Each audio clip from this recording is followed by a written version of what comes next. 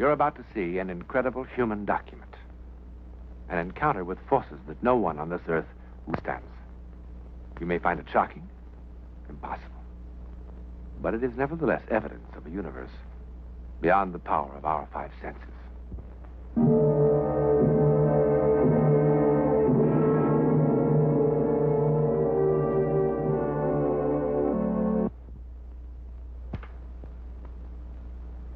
You know, the further man probes into outer space, the more riddles he uncovers.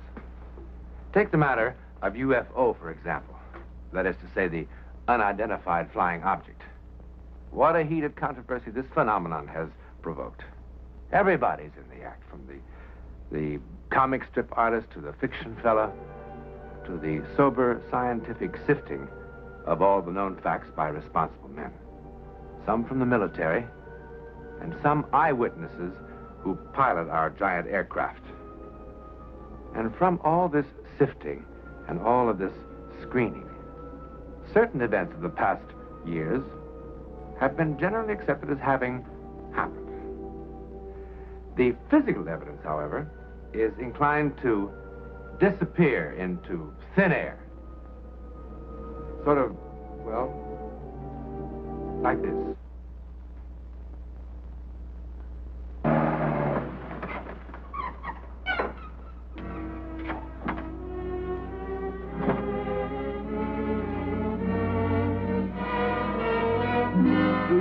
What was his last definite position report? Over Loon Lake, Mr. McCord. He said he completed the survey and was starting back, but it's his last transmission you've got to hear. What time did he call in from Loon Lake? 15:20. And his last report? Before I called you, 16:20. It's here on the recorder, Mr. McCord. I'll put it on and you can hear it. Anything he had to say isn't going to tell us where he is it, Cole? Of course, he couldn't obey orders and fly back on a reciprocal course. Oh, no, he must try and cut across all this mess. He said he could see the weather was going to pot, and he figured a direct course was quicker. Well, it hasn't gone to pot yet. He'd be here by now if he'd done as he was told. Now he's down somewhere in this garden spot. The whole operation is going to get set back on its duff while we try to find him.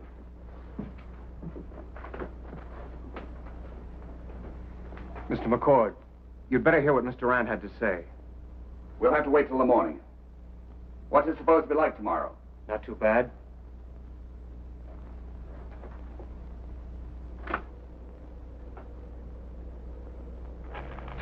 Tim, do you read? I've just taken the most fantastic roll of film anyone ever heard of. It was right there, right in front of me. Out of the clouds like the side of a mountain. Tim, do you read? Listen, there it is again, coming back, coming right at me. Oh, my! Is that all? That's all.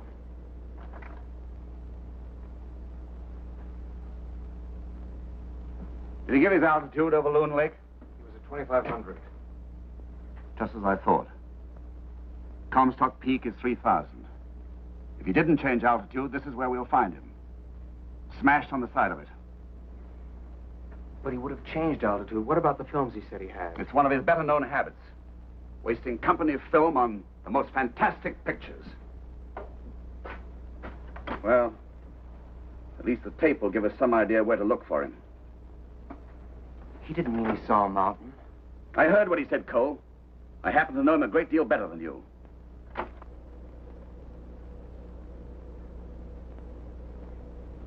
Tim, do you read? I've just taken the most fantastic roll of film anyone ever heard of. It was right there, right in front of me. Out of the clouds like the side of a mountain. Tim, do you read?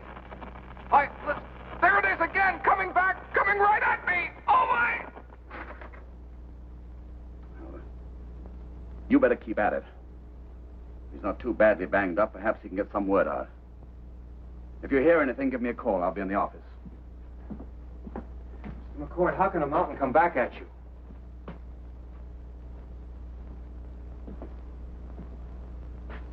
If you're not watching where you're flying, I assure you a mountain can come at you from any direction. You wish to see me, boss? Yes, come in, Jacques. What a lousy night. We heard about Rand? Oui, c'est terrible.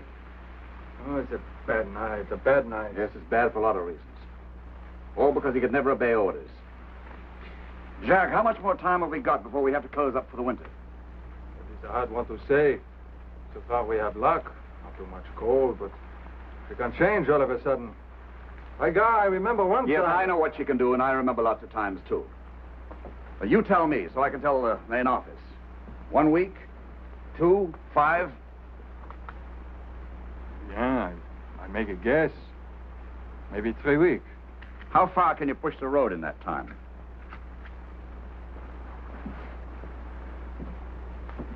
To the rock face at point 6, I think. Beyond the rock face to point 7.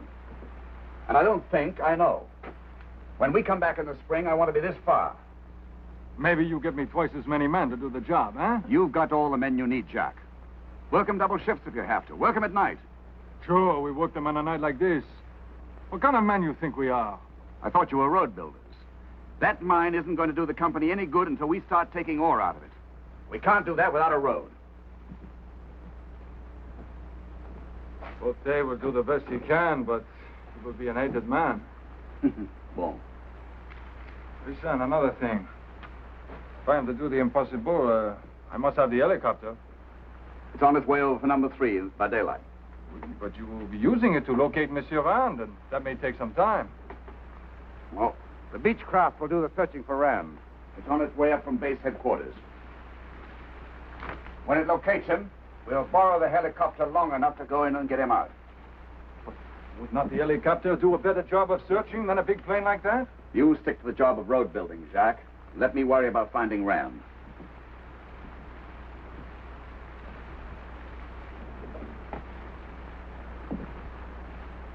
It's a funny thing. I think maybe you don't worry half so much about it as the rest of us. I'm sorry you think that. Poor fellow, he's probably dead. He hit the mountain, huh? Yep, that's the way it looks. But not if it's something else? Doubt it. Nothing else very high in that area. We'll see in the morning. That is not what I meant. I mean, could he not have hit something else in the sky? Like what? No other planes around here. Well? I suppose it is impossible, but... Well, Pierre, he became all excited. He think he saw something in the sky. Very strange looking. Like, a big cigar, he says. You know, Pierre told me he saw last week a flying saucer. This week, it's a flying cigar. Next week, it ought to be something very special. You don't believe such things could happen, huh? No. Nothing knocked Bob Rand out of the sky, Jacques. But his own poor judgment.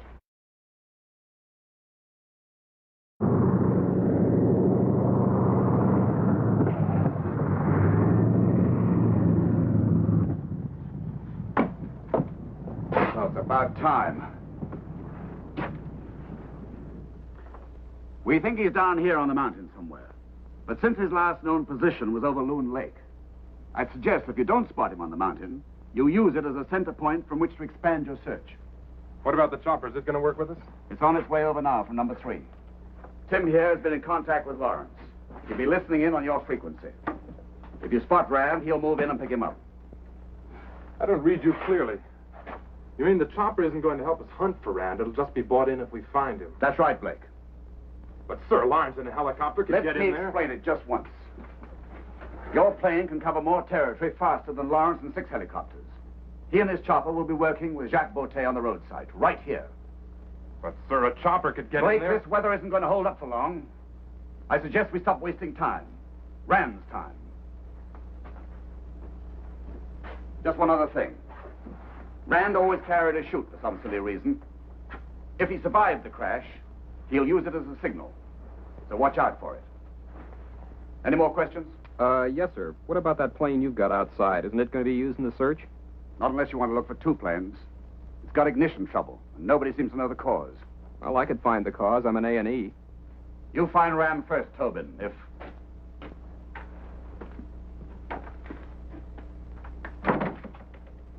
What are you doing up here, Ellen? Same old Paul. What am I doing up here? I want to help find my husband. Can we get started, please? Blake, did you have company permission to bring Mrs. Rand? I didn't think the situation warranted it. I'd like to cut the chatter and get in the air. Just a minute. Ellen, it's best that you stay on the ground. You'll be able to hear everything that's reported. But I want to go. I'm sorry. Since you're up here, you're my responsibility. There's no telling what the weather might do. And I'm not putting you in jeopardy. Or your own precious position. He's right, Ellen. We'll keep in close touch with Tim. But I want to help look for him. Better this way.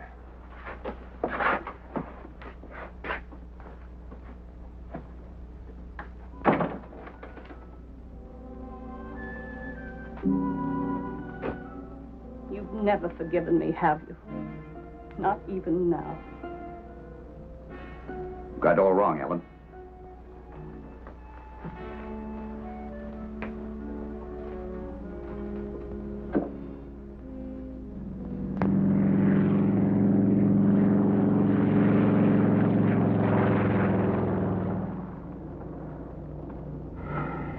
Rand's down on that stuff, we could fly around him for years and never spot him. Be worse if there was snow. There's gonna be a lot of that soon. What's the matter with that guy, McCord, anyway? Doesn't he know a chopper was made for this kind of work? Could fly lower and slower. Use your eyes more and your mouth less. Anybody'd think McCord would just as soon not find Rand. When's building a lousy road through this stuff more important than finding a man down in it? I'm going to go lower and try this side of the mountain again. You get on the horn and tell him we've traced Rand's supposed route from Loon Lake. All right. If we don't find anything, we'll start expanding our search from here. Negative. We're starting a square pattern search using the lake and mountains as opposite coordinates.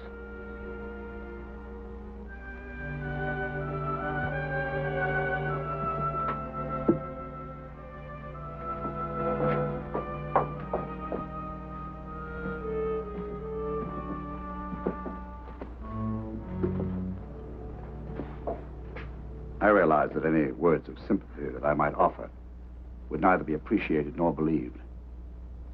But I want you to understand one thing, Ellen. If I ever felt any bitterness about the way you walked out on me for Bob Rand, it doesn't enter into this.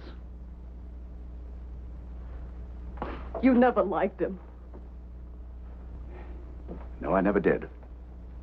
But that's beside the point. You tried to prevent him from coming up here to make the survey. True. Your husband could never obey orders. That's why we're looking for him now. If it weren't Bob, the helicopter would be out looking too. It could be the president of Siam, and that helicopter would be exactly where it is now, working with Jacques Bottet. Saving a man's life is not as important as a job, is it? Unfortunately, both are important for a lot of different reasons. And I have to use what I've got at my disposal to save both. How could I ever have loved you? Did you? You had a dandy way of showing it. Mr. McCord.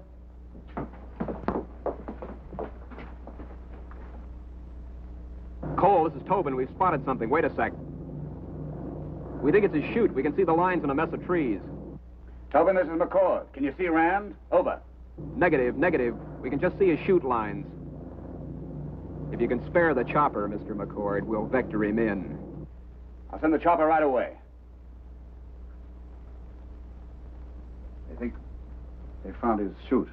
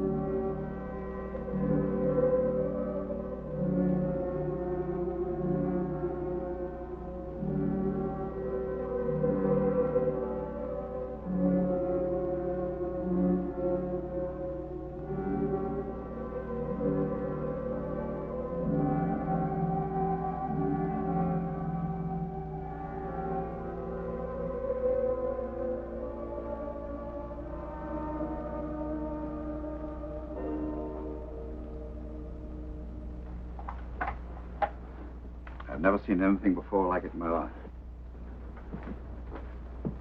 I'll have it sent to the lab for analysis.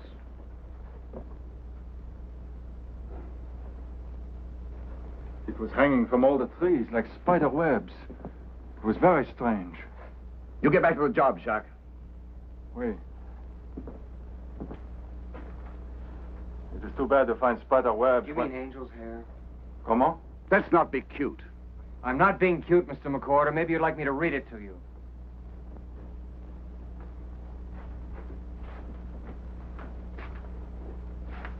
April 15th, 1953, Auckland, New Zealand.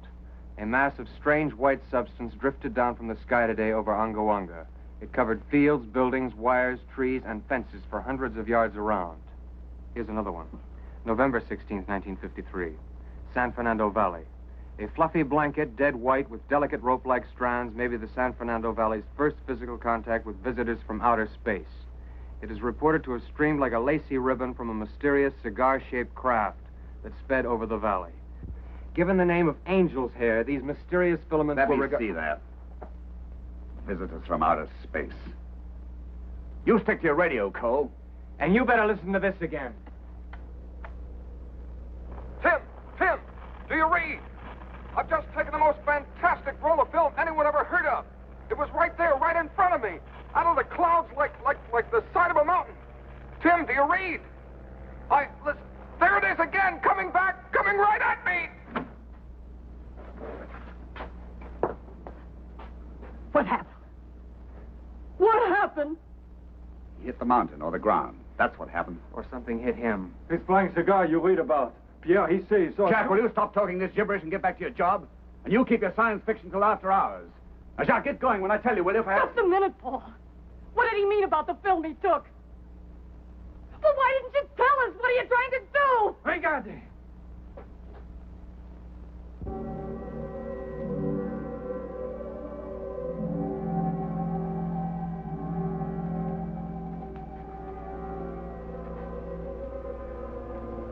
Vanished. I can quote it if you like. In every instance where angel's hair has been found, it disintegrates soon after being handled.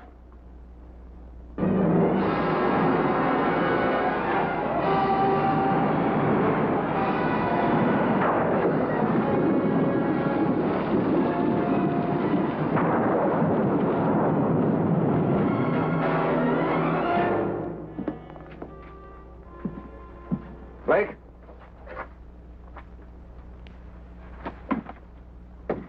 How soon can you take off? Well, we can probably get off now. The main office wants you back as fast as you can get there. You mean we're calling off the search for Rand? No? Tobin's got my plane fixed. I'll use it. That'll be nice. Assuming that Rand survived crashing into the mountain, or running into a cigar from the planet Mars, do you suppose he or any other man could survive a 3-day storm such as we just had? I don't know. Well, I do. It must be nice to be so sure of yourself, especially with another man's life. As I said, I'll continue the search in my plane. You've got your orders, Blake. You take Mrs. Rand with you. I think I've got it fixed now, sir.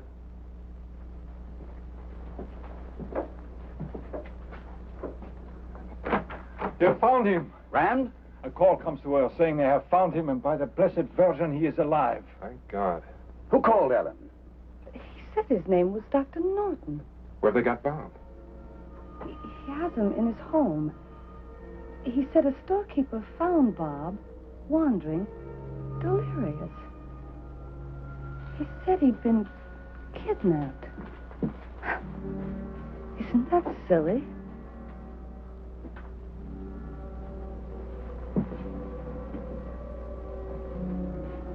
Where's the doctor got him, Ellen? That's silly, too. Bob was lucid long enough to tell him where to call me. He knew I'd be up here looking. The doctor said he was calling from a place called Wyatt. In the desert, over 1,000 miles away.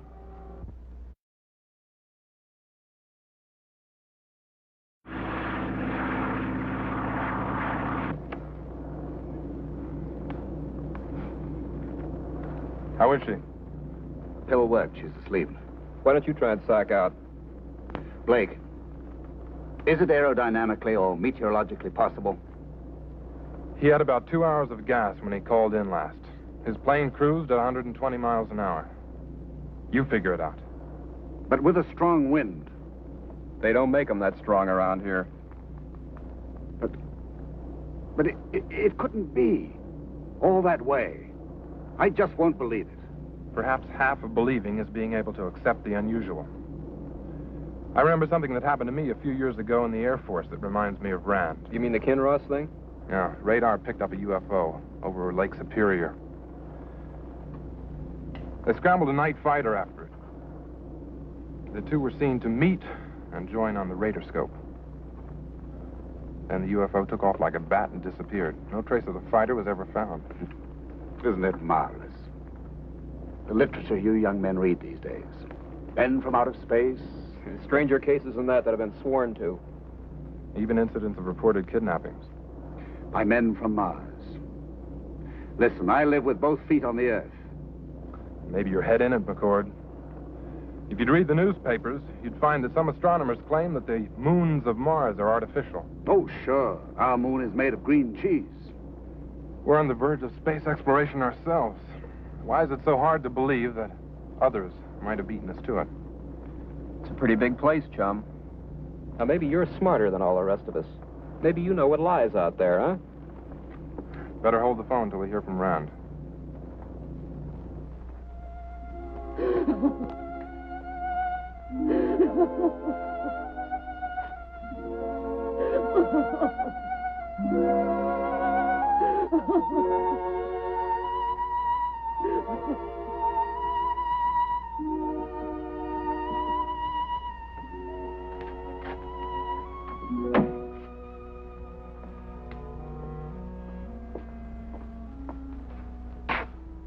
I'm sorry. If you'd been here an hour earlier... I know. I suppose exposure to that desert out there is as bad as it is up in our country. Exposure? Exposure had nothing to do with it. Shock. Very deep shock is what he died of. But if he were out there for 4 days, He wasn't out there for more than a half hour. Joe Breen saw his parachute coming down at 11 o'clock. We had him in here in bed 1 hour later.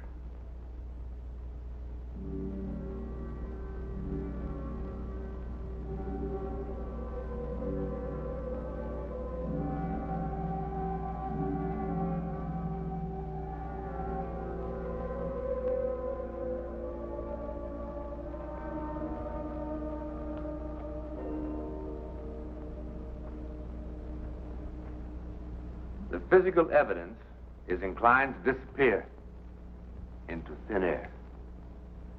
Bob Rand was found over 1,000 miles from here. His last position report. Now, how could a small plane, whose top speed was 120 miles an hour, carrying a 2-hour supply of gasoline, possibly cover such a distance? And even if it could, with the help of an incredible wind, where was Bob Rand during the 4 days between the time he vanished and the time he landed in the desert by parachute? Now, the doctor said he babbled something about being kidnapped. Delirious, of course. But no trace of the plane he flew or the film he took has ever been found. Kidnapped? By whom? Or what? Held prisoner? Where?